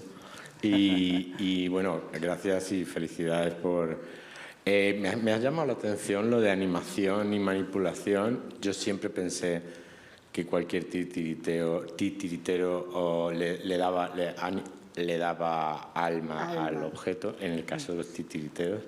Pero ¿no habéis pensado qué pasa con los audiovisuales? Porque ahí siempre se habla de animación. Es animación, claro. Es animación. Sí. Puede tener que ver, de todas formas es otro contexto para la creatividad del objeto o para la creación del objeto que cobra animación, que se anima. No estoy hablando solo de la animación audiovisual, pero también el stop motion. Bueno, en el cine la animación es un género, ¿no? Claro, yo creo. Claro. Y sirve para entender, ¿no? Que... Sí, claro. Lo que sí yo veo ahí es que, por ejemplo, en el audiovisual, corregidme, o sea, yo veo más una animación relacionada con postproducción, ¿no? Con pues un trabajo de ordenadores. Sin embargo, aquí hay una animación... Hay alguna técnica que es... Fotograma, vale, el stop motion, ¿no? El stop motion. Sí. Hace muchísimos años había en el programa de Metrópolis sacaron, pero estoy hablando de muchos años, a Andrzej Wajda, que no sé si os suena, era un hombre polaco que trabajaba con... Hay una película que se llama El desaparecido mundo de los guantes. Y eran todo manos, y toda una historia de guantes con una animación eso hecha fotograma a fotograma. Y él, todos los cortos que hacía eran cortos de animación. Yo recuerdo que me impresionó porque estoy hablando de los años 80, las primeras veces que yo vi el stop motion en animación y lo hacía todo con con plastilinas, con barros, con cerámicas, todas estas cosas que hay ahora o piezas de cerámicas rotas que se recomponían como hacia atrás, cosas que entonces no existían. Y sí, para mí creo que tiene que ver con esto que estás comentando, una animación, porque en realidad lo que se hace en estos vídeos, en este stop motion, es animar y de hecho hay muchos que están trabajados con plastilina, o por lo menos los que a mí más me gustaban eran así, que tomaban vida y creo que sí que tiene que ver con la manipulación, porque yo creo que ahí están las dos cosas. Sí. Tú estás manipulando para animar, o sea, es que ahí ya podríamos entrar en un... Yo también lo he pensado. Esto sí que tiene que ver con lo manual, con lo que comentaba antes Andrea, ¿no? Y por otra parte, quería volver al tema de la palabra, de la acción y... a mí como director también me interesa muchísimo, pero es que el objeto posiciona el personaje respecto a... Bueno, todo se cosiciona. Ayer vimos una performance donde incluso el personaje llegaba a un momento en que se cosificaba, sí, que se convertía en objeto, por ejemplo, ¿no? Entonces, aquí hay un montón de elementos que nosotros sabemos. Lo que tú dijiste cuando hiciste la muestra... pequeña, lo importante que es de pronto que un personaje se ponga encima de una silla. Sí, sí. ¿Cómo le aporta el objeto? Volviendo al tema de la acción, palabra y objeto, ¿no? Un poco, era una reflexión que quería Y aprovechando lo que dice Curro, yo sí que tengo una pregunta, que es, para ser un objeto, ¿tiene que ser objeto o puede ser vestuario también? O sea, ¿podemos considerar un zapato de tacón que te sube a una altura, te da una postura? O sea, ¿eso lo podemos considerar teatro de objetos? Sí, objetos, cosas, no sé. Sí. Yo creo que tampoco hay que volverse loca con los términos, porque al final están para hacer uso de ellos y en cada momento de tu creación te vas a sentir más identificada con uno u otro. Sí, ¿no? sí, sí. Y creo que está bien que haya diferentes. Creo que el teatro de objetos tiene algo también muy valioso, que es como que todavía no está definido. Y yo creo que esto tiene como un potencial tremendo, porque depende mucho de la poética de cada artista, ¿no? Y te entiendo perfectamente por lo que dices de la plástica, porque yo también tengo una influencia muy fuerte con la plástica también, en ese sentido. Pero en el texto de las jornadas se utiliza la acepción de Patris Pavis, precisamente muy a propósito, creo, de que en el escenario cualquier elemento se puede convertir en un objeto teatral. Claro.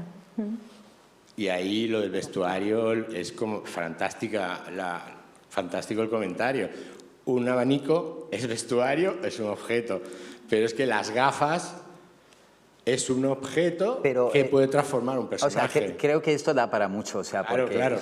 Yo sí pienso como escenógrafo, por ejemplo, ese zapato no lo considero un elemento de utilería. Ese zapato se convierte en elemento de utilería desde el momento en el que ese zapato no se lo está poniendo una actriz. Entonces lo tenemos en escena, o sea, o lo colgamos en la vara, ese elemento se convierte en utilería. Pero claro, creo que hay una diferencia entre utilería y teatro de objeto, evidentemente. Sí. Tenemos en el público una teórica del teatro que nos diría ahora 2 palabras para solucionar estas dudas, que me dan ganas de subirte, Sadai. ¿Cómo, Andrea? No hemos oído. Que tenemos a Sadai en el público, que digo, si es que Sadai con 2 frases nos soluciona o nos deja tranquilas con este... Es que si no se podría alargar. Sí, si a alguien le interesa todo este tema, Sadai tiene unos libros bien interesantes en los que explica cosas que te aclaran muchas dudas. Sí, porque también el teatro teatro, un poco de teoría Sadai, sobre el objeto, ¿no? Para que se habla de teatro de figuras y formas animadas, ¿no? Supongo que tiene un sentido esta definición, ¿no? No sé si le podéis dar un micrófono a lo mejor. Sarai, te ha tocado. Ya hablo ayer. Gracias. Siempre es un placer. Lo de que decían de animación y manipulación es bien interesante desde hace años. Es una discusión de años,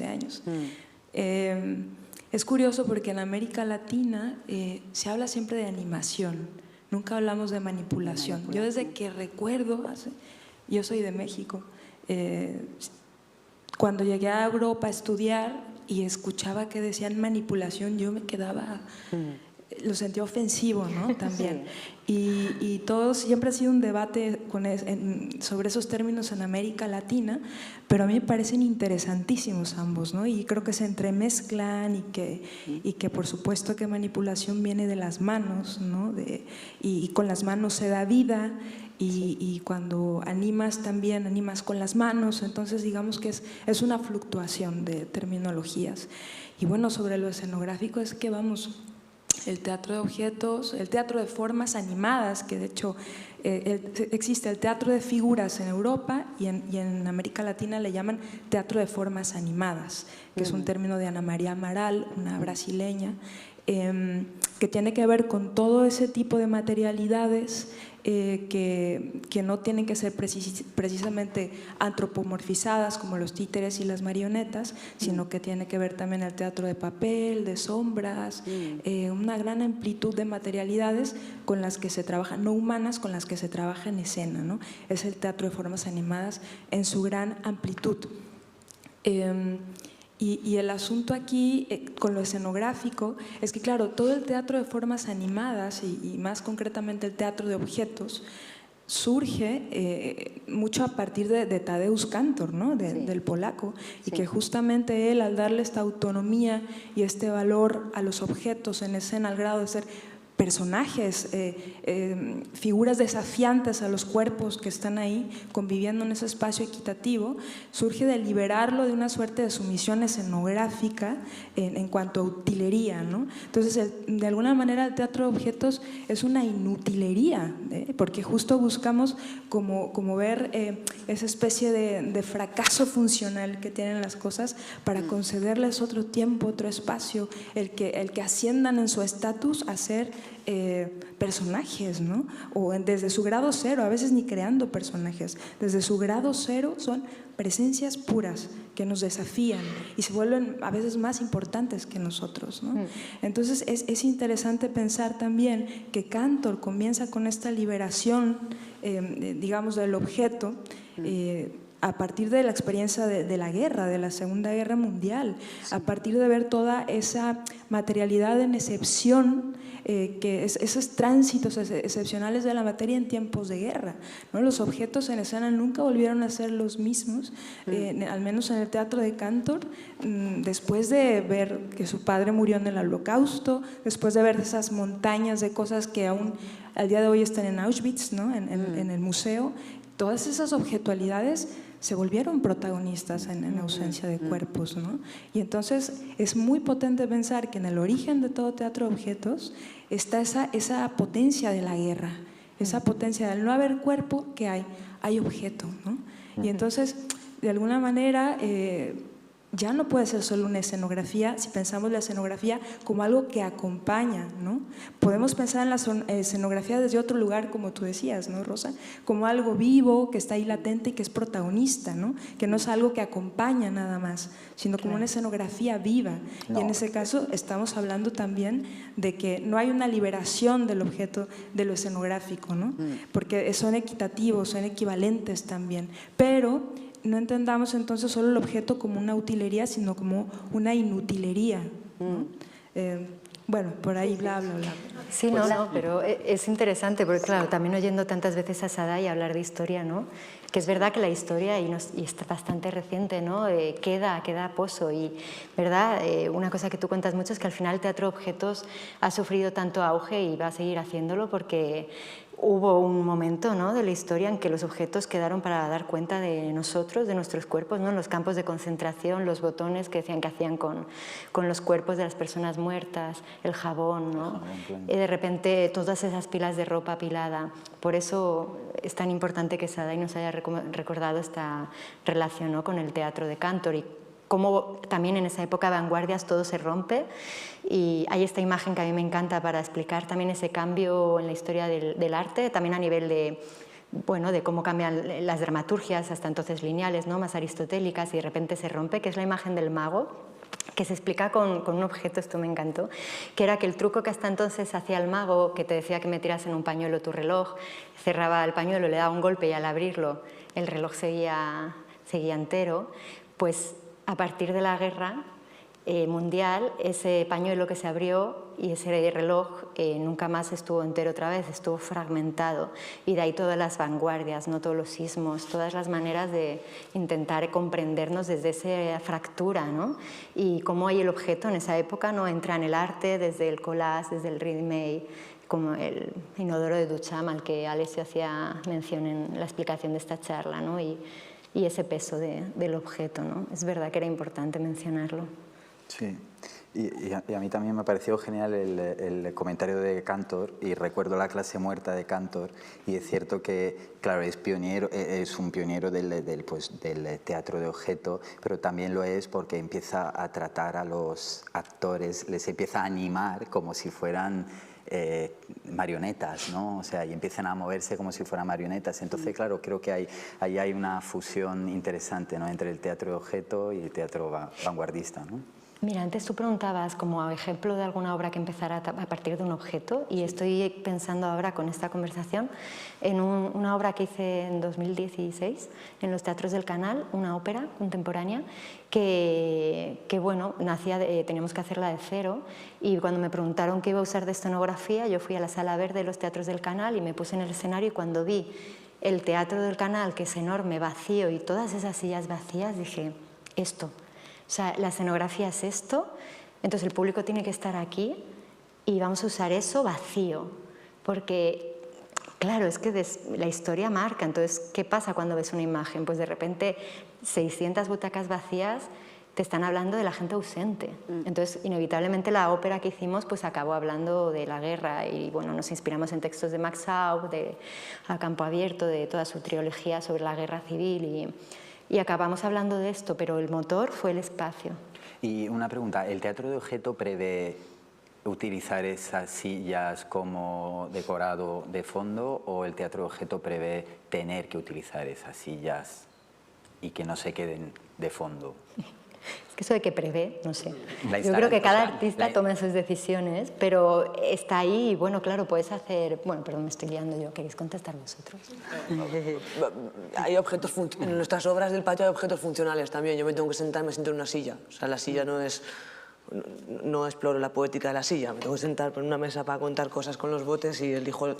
Hombre, o tienes gusto estético o más desarrollado o menos y no eliges cualquier silla, pero ya casi por estética, ¿no? Pero prevé, por ejemplo, una vara con sillas colgadas. Claro, eso ya sería otro cantar, ¿no? Pero digo que en nuestros espectáculos, en todo caso, no está cada objeto que aparece, no está ultra justificado con una historia detrás o es narrativo. Hay muchos que también son. Pero para lo que preguntas, a nosotros sí que nos da mucha guerra. O sea, nosotros, nuestra forma de trabajar es, si tenemos un objeto en escena, es como, ¿y eso por qué está ahí? ¿Lo vamos a usar? ¿Sabes? Entonces estamos siempre preocupados de si hay algo en escena en nuestros espectáculos de darle uso, ¿no? También de si ha llegado ahí o es porque se nos ha olvidado, porque en algún momento tenía protagonismo y se ha quedado y se ha ido quedando y se quedó allí, o de repente ¿no? Pues si está ahí es por algo, ¿no? Es porque le buscamos un juego o porque queremos que cuente o que tenga un protagonismo. Claro, en mi caso la mayoría de pautas de los directores y directoras son, mira, Alexio, si está ahí y no lo usamos, pues es que claro, sobra. Es que ya la decisión es primordial. Estar, ¿no? Si has elegido algo es porque tiene que estar ahí, ¿no? Y si no, se te puede volver en contra. Yo una de las obras que hice al inicio de todo, me acuerdo cuando aún no sabía muy bien qué hacía y cometía errores, y en una obra, bueno, ahora también muchos, perdón, pero fue curioso porque hubo un objeto que se quedó ahí un poco en medio del escenario, era pequeño y rojo, y no sé, no le dimos importancia y estuvo ahí toda la obra, y al final de la obra hubo una persona del público que se acercó desconsoladísima y me dijo, es que no sé, este objeto rojo, ¿qué queréis decir con él? No habéis hecho nada en toda la obra y estaba ahí y está toda la obra mirándole. Y digo, claro, también el hecho de no hacer algo con un objeto y que esté presente puede ser muy potente, ¿no? Al final todo son decisiones. Sí. Cuando estaba hablando ahora Sadai de la guerra, ¿no? Hace unos años yo monté un espectáculo que era El Refugio y me fui a Auschwitz por la necesidad de escuchar el silencio. O sea, ese fue como el primer punto de inspiración de estos que dices, necesito escuchar el silencio, o sea, y no sé explicar por qué. Pero para mí había un viaje pendiente que hacer a un sitio porque iba a hablar de muchas cosas relacionadas con, no solo con campos de concentración, sino con guerras a nivel mundial, ¿no? Y fue muy curioso por esto que comentas del museo, porque yo viendo el museo de Auschwitz, que para mí es un parque temático, me di cuenta que Spielberg había hecho un viaje con los objetos. Y fue muy curioso, porque cuando yo vi la lista de Schindler, me quedé con un plano de un grupo de gente que caminan hacia los trenes y todo era color sepia, excepto el abrigo de una niña rubia en color rojo. O sea, la niña llevaba un abrigo rojo y iba caminando con este grupo. A los ojos del espectador, ese plano te lleva directamente a ese punto rojo, que es el abrigo. Y una media hora más tarde, en una montaña inmensa de abrigos, aparece el abrigo en rojo sobre este fondo sepia, ¿no? Pues fue muy fuerte porque yo me quedé con ese plano en la película de la lista de Schindler y cuando llegas a los campos de concentración y vas pasando por esto que ahora es como el museo, son todo cristaleras donde hay montañas de gafas, montañas de cepillos para limpiar zapatos, montañas de pelo, montañas de abrigos y montañas de zapatos. Y en esa montaña de zapatos hay una montaña de zapatos en sepia con un zapatito pequeño rojo. Y yo en ese momento estaba pensando, claro, Spielberg ha cogido de esto, porque se hizo el viaje, además es verdad que hay un recorrido que te dicen cómo, además es que, bueno, esto tiene otra historia en paralelo, ¿no? Que fue los autobuses que llegan allí llenos de turistas y que te van metiendo en barracones a los gritos de las guías que van vestidas de militar, y es bastante heavy hacerte este paseo.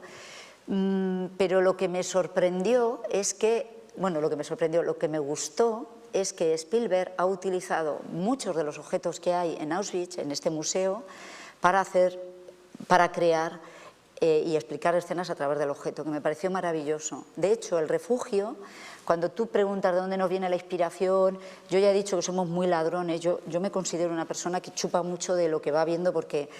Y para mí el planteamiento, digamos, estético en el caso del refugio fue todo en sepia con un abrigo rojo. De hecho, el espectáculo está todo en sepia con un único abrigo en rojo, y a lo largo del espectáculo se va viendo el viaje de este objeto, que es abrigo. Cuando preguntabas por vestuario, para mí es objeto que va contando también el paso del tiempo, porque el abrigo aparece en 3 ocasiones y en cada una de ellas aparece cada vez más deteriorado. Va dando también un paso del tiempo al público, va narrando una historia en paralelo. Quiero decir que ahí entraríamos también en los viajes que hacen los objetos, la narrativa de estos objetos, y también bueno, un poco pues... A mí desde luego me sirvió muchísimo de referencia para entender muchas cosas que también a nivel cinematográfico nos van dando pistas de cómo evolucionan también los objetos, ¿no? Así como el actor o la actriz empieza en un plano y acaba en otro, o empieza en un plano y acaba en otro, el trabajo del objeto también nos va llevando, nos va haciendo como una dramaturgia, una historia del... Pues no os lo vais a creer, pero ya son las 8:05, ha pasado rapidísimo. Creo que había una pregunta por ahí, ¿sí? Simplemente recoger una cosa que había dicho Izaskun, que me ha parecido interesante a la hora de manipulación o animación, cuando ha dicho tenemos muchos objetos funcionales en nuestras obras también. Yo creo que la funcionalidad del objeto, aun a riesgo de ser un titiritero iconoclasta, creo que hay que respetarla siempre también.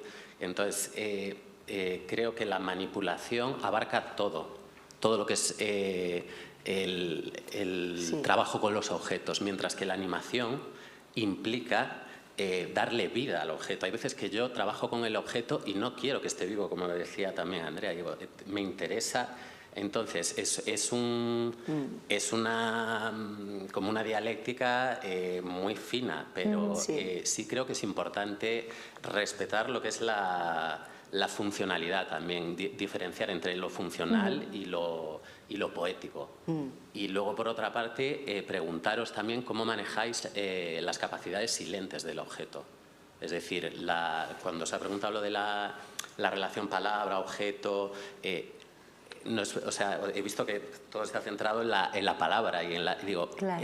¿Cómo trabajáis la potencialidad del objeto como elemento silente? La capacidad de hablar para decir lo que no se puede hablar, claro, que tiene un objeto y no tenemos nosotros como actores.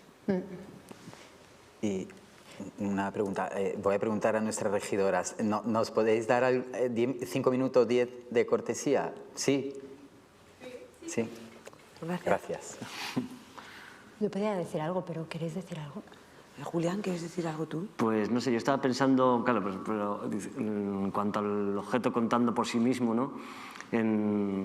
Estaba pensando que nuestros 2 primeros espectáculos son sin texto, sin palabra, entonces el objeto ya contaba, pero sí que había una escena en concreto que queríamos contar el exilio y entonces buscábamos cómo poderlo contar con mucha gente, o sea, y nos volvimos locos, ¿no? Cómo hacer esa escena. Probamos con títeres, o sea, manipulando varios títeres para que hubiese por lo menos 4, o sea, y al final lo encontramos que simplemente, que tal vez esté manido, pero simplemente era el hecho de un camino de tierra en el suelo en el que había unos zapatos y nosotros simplemente hacíamos desaparecer esos zapatos. Entonces el hecho de, no tanto el objeto estaba, pero en el momento en el que el objeto simplemente desaparece, ya hemos visto que se ha marchado todo el mundo, ¿no? Entonces ahí es un ejemplo en el que el objeto cuenta, ¿no? Solo hacerlo desaparecer. Sí. Sí, nosotros nos parece muy potente la ausencia del objeto. Hemos descubierto que a veces es más potente cuando se va, ¿no? La ausencia del objeto, que es, en este ejemplo era lo de los zapatos, pero luego también en otro espectáculo decíamos, ¿cómo damos la muerte? Siempre está muy presente en nuestros espectáculos y como habíamos jugado a que los botes de vidrio de conserva eran los colegas de mis abuelos, pues simplemente haciéndoles desaparecer del grupo de amigos. Ya se entendía. Y vaciando la tierra, ¿no? Pero sobre todo el efecto de vaciar la tierra del contenido, o sea, que era muy metafórico, ¿no? Era una metáfora, ¿no? Si esto es una persona, estamos llenos, de repente nos vaciamos, tierra, bueno, nuestras cositas, pero sobre todo el quitar de repente descubrimos una potencia narrativa brutal en la ausencia del objeto, en quitar. O sea, también trabajamos con fotos de las típicas fotos de cuadrilla de los abuelos. Entonces yo simplemente hacía este ejercicio, ¿no? Iba tapando con el dedo a cada uno de ellos, de los que había ido muriendo, porque es verdad que ellos son muy mayores y ha ido muriendo todos amigos, ¿no?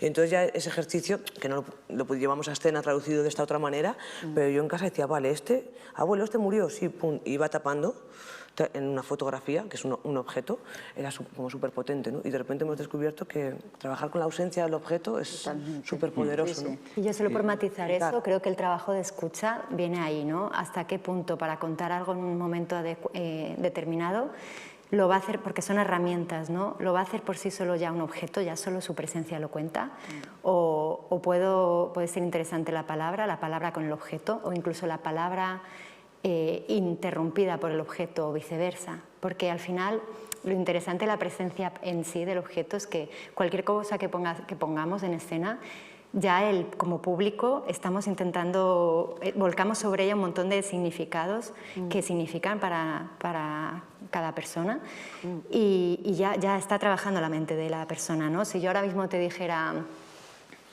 este es mi abuelo, y de repente salen todos estos objetos que ha puesto aquí Alessio y caen, ¿no? Y estamos un rato mirándolos y tú ya estarías, claro, el abuelo de Andrea era un poco Diógenes, o el abuelo de Andrea vivió en una etapa, y empezarás a analizar cada detalle, a generar hipótesis, ¿no? Y eso es también muy interesante en cuanto al teatro que hacemos. Yo creo que es un teatro lleno de huecos y de poesía y de polisemia. Ayer hablábamos, ¿no?, charlando en la cena, que hay una poética súper potente en los objetos que dejan atrás las personas que fallecen. Yo veo la huerta, mi abuela ahora está muy mayor y solo puede caminar dando vuelticas y como se cansa, pues se va, tiene como 5 sillas estratégicas, ¿no? Y va haciendo como una carrera de relevos, de silla a silla, hasta que hace la vueltica. Y el otro día me senté y miré las 5 sillas vacías y dije, hostia, qué fuerte. O sea, mi abuelo todavía vive, ¿no? Pero dije, está ahí, a ver quién mueve esas sillas, porque, ¿no? Y de repente dije, solo se sienta él ahí desde hace mucho tiempo, las tiene en su lugar para que le pegue el sol. O sea, cuando la gente deja de estar, unas personas fallecen, ¿no? A mí me vuelve muy loca, ¿no? Ahí es la ola acosada y ese que se quedan pegadas a los objetos, ¿no? O qué fuerte es deshacerte los objetos de alguien que ha fallecido, ¿no? O incluso una anécdota que cuando alguien fallece, un amigo me decía, no, me mandaron corriendo a casa a elegir ropa para mi padre, porque tenían que vestir. ¿No? ¿Qué momento, no? Abres el armario de tu padre, que acaba de morir, y decides qué camisa o qué pantalón o qué... Y dices tú, ostras, tiene un peso el objeto en ese momento brutal, ¿no? Pero brutal. Entonces, a mí, como que siempre está la muerte siguen rondándonos, eso es un tema que al patio le ronda siempre, y ese diálogo de la muerte y los objetos y las ausencias, y también a mí me vuelve loca, porque hay algunos objetos que son de esa persona o son esa persona o se van a quedar. Porque mantienen la esencia. Sí, por eso a veces sientes lástima cuando están algunas fotos en los rastros o así, que están escritas con cartas como con mucho amor o cosas que dices tú. Nos la tenemos que llevar, ¿no? Yo me lo tengo que llevar. Digo, para alguien que ha fechado esto, se ha molestado en tal, ¿qué hace esto aquí, no? Y lo guardas porque no sé. Vale, vamos con la última pregunta. Bueno, soy yo, no es una pregunta, pero es un... En fin, enhorabuena por la propuesta. Yo soy brasileña, vivo hace 5 años aquí y soy artista también, y aparte pues me encanta esa parte de los objetos. Nunca había visto un seminario hablando sobre ese tema, en realidad me llamó muchísimo la atención. Vi a Rosa en su obra Vacío, que ahora me doy cuenta que es ella, y me encantó su obra, porque en realidad lo que yo veo, que de todo eso lo que estáis hablando, yo cuando me vine de Brasil aquí, justo, mi mayor desafío fue dejar mis objetos. O sea, dije, ¿qué llevo y qué dejo? Entonces, yo creo que la vida está aparte de eso, de los objetos que nos llevamos y los objetos que dejamos. Y una obra de teatro es, aparte eso, es lo que está en el escenario tiene que significar y no ser un escenario simplemente, o sea, vacío, ¿no? Como decimos aquí, que está montado, pero ¿montado de qué? Hay que tener una historia por detrás, ¿no? Entonces, o sea, que la enhorabuena para todos, porque me encanta esa parte de los objetos, aparte que cada objeto cuenta una historia, yo creo, ¿no? Las ausencias, o sea, quién se va, quién se queda. Yo tengo cosas de mi padre, por ejemplo, que lo miro y digo, está aquí. O sea, la presencia está, ¿no? Era coleccionador de elefantes y tengo sus elefantes, o sea, ahí están, ¿no? Entonces, el significado del objeto es eso, ¿no? Es increíble. O sea, que muchísimas gracias. Sí. Gracias. Muchas gracias. Coleccionador. Hola, buenas. Me sabe muy mal ser el penúltimo, porque tiene que cerrar al menos el compañero. Muy breve, muy breve. Y enlazando precisamente con las sensaciones de la compañera brasileña, más que, me voy a meter en el barro, ¿vale?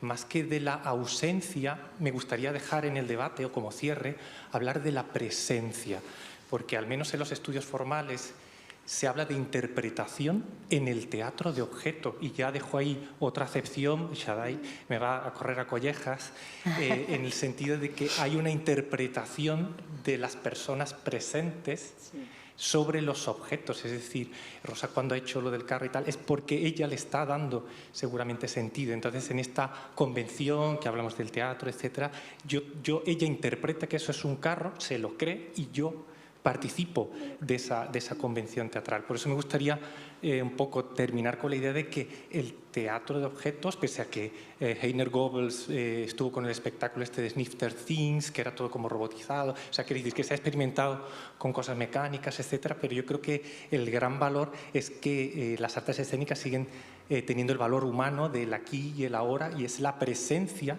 la que, no sé, Oligor y Microscopía, cuando están con las postales y contextualizan cada uno de los objetos, ¿no?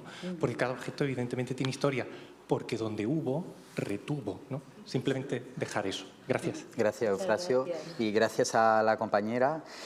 Bueno, como todos sabemos, estas jornadas están organizadas por la AP. La AP es la Asociación de Artistas Plásticos de España. Os invitamos a visitar la exposición en la Sala Princesa. La Sala Princesa es la sala pequeña que está abajo y es sobre Cabo San Roque. Os resumo el programa de mañana, ¿vale? Mañana 24 de junio a las 11 tenemos una conferencia sobre la escucha de la imagen de Stephanie Engel. Luego a las 13 horas Mavi Revuelta, a las 14:30 presentación de las publicaciones SOS de la AP y de la revista Dramática. Damos por finalizada esta mesa redonda. ¿Te importa si acabo con una cosita muy pequeña que escrita? Sí. Es una frase que creo que puede cerrar bien. No damos por finalizada. Perdón, es muy corto. Son dos fragmentos de dos libros, La velocidad de los jardines Imposible, de Vicente Huidrobo, y creo que por cerrar está bien. Dice, uno, un poco, se convierte en lo que ama, resulta inevitable. El ser humano termina pareciéndose a lo que sueña, el carpintero a su silla, el astrónomo a su eclipse. Y mi almendro, a veces, parece hablar de una parte de mí misma. Qué bonito. Muy bonito. Gracias. Nos cerramos.